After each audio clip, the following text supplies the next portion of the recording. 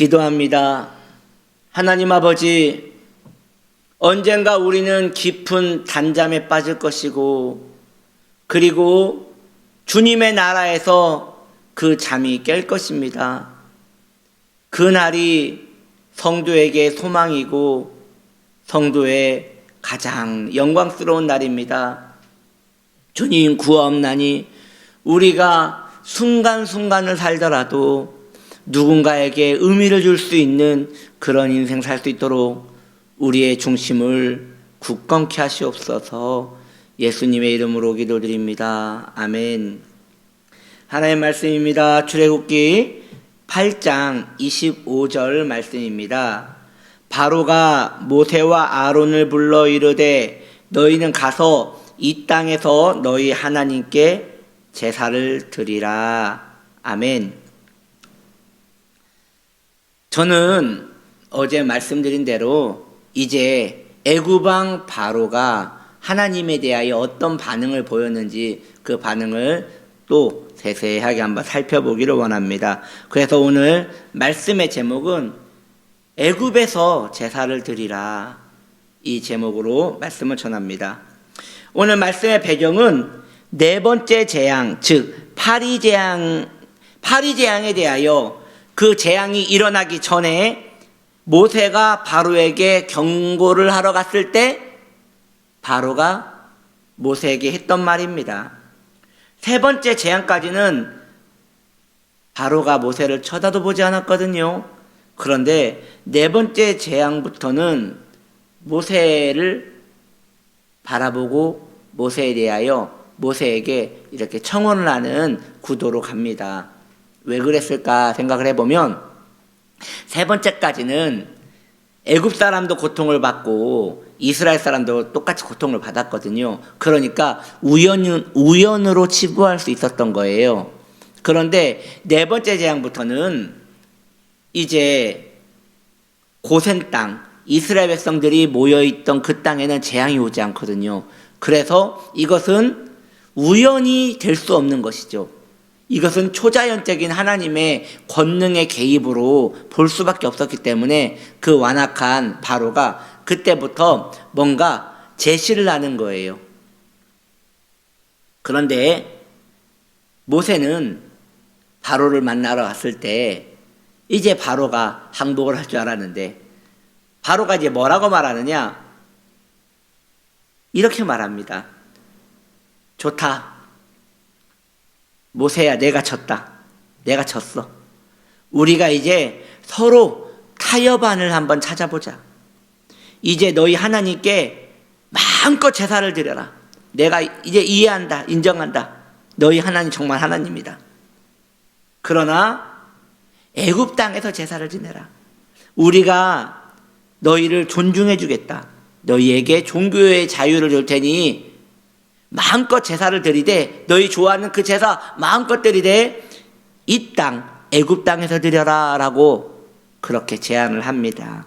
얼핏 보면 바로는 굉장히 많은 부분에서 수그러든 것 같죠.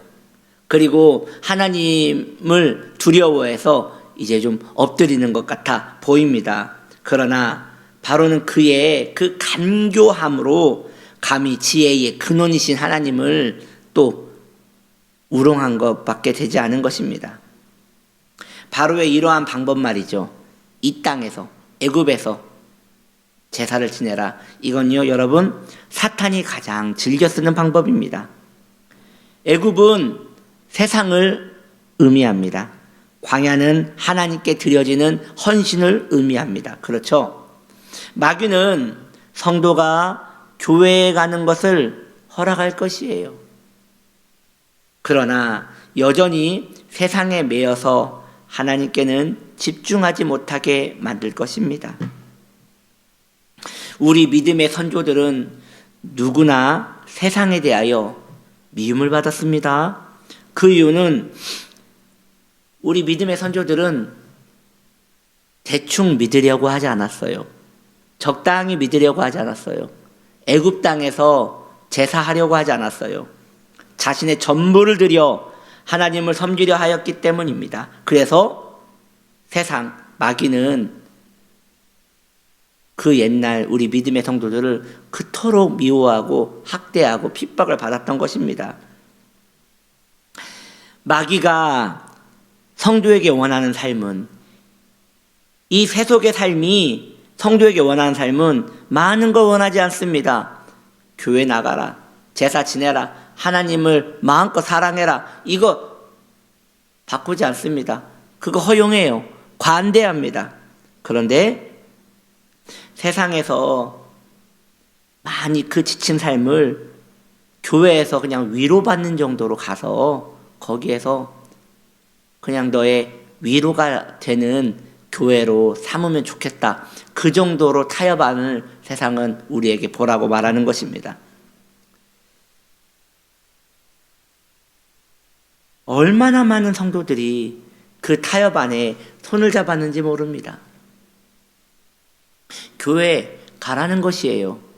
그런데 세상 힘들지, 그러니까 교회 가서 위로받고 다시 세상에서 열심히 사는 거야.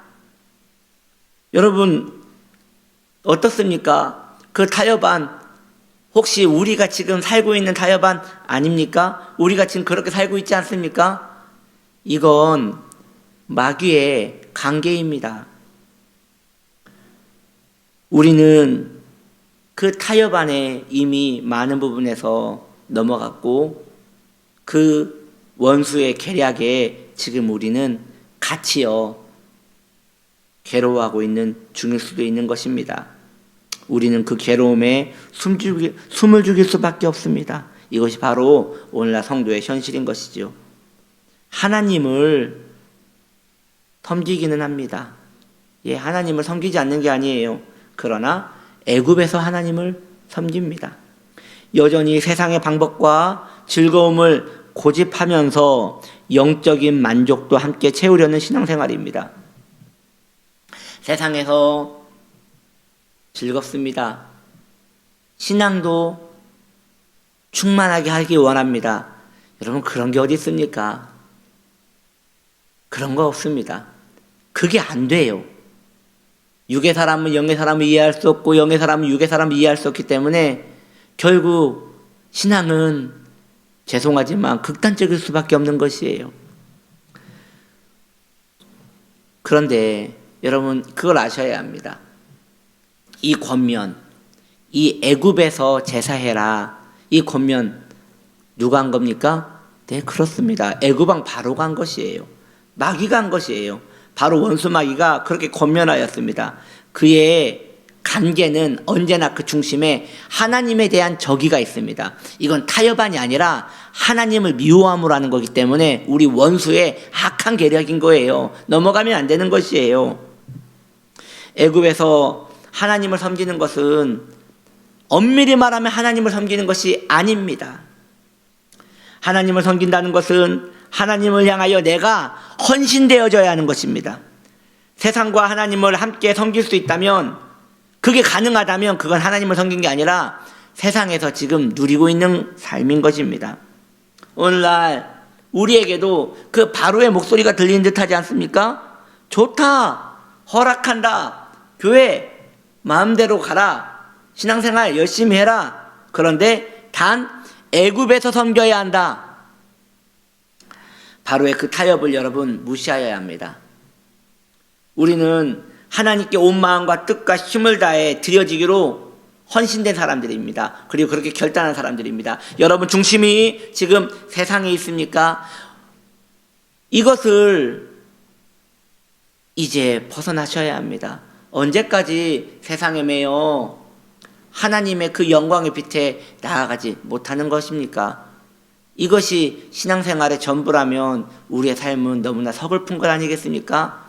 사랑하는 성도님들이요, 넘어서셔야 합니다. 애굽을 벗어나기 전에는 절대 광야에서 맛보는 하나님의 임재를 경험할 수 없습니다. 애굽에서는 하나님의 그 놀라운 기적들이 있었습니다. 그러나 거기에는 임재가 없었습니다. 하나님께서 내려주시는 만나도 없었고요, 하나님께서 말씀하시는 계명도 없었습니다. 그저 세상에 살면서 교회 신앙생활은 위로에 불과했습니다. 우리의 신앙생활이 위로받는 데에만 그친다면 이것은 지금 바로 애굽 왕과 지금 손을 잡은 상태인 것입니다. 안 되지요. 여러분 넘어서셔야 합니다. 광야로 나갑시다. 할렐루야.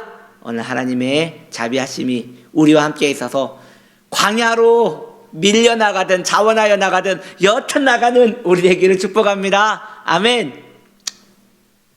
기도합니다. 하나님 광야로 나가게 하여 주옵소서. 애굽은 다 있어도 하나님 안 계시니 있는 것 아닙니다. 광야는 아무것도 없어도 하나님 계시니 다 있는 것입니다. 마음과 뜻과 정성을 다하여 하나님 섬기는데 우리의 마음이 들여질 수 있도록 복을 내려 주시옵소서. 믿사옵고 예수님의 이름으로 기도드립니다. 아멘.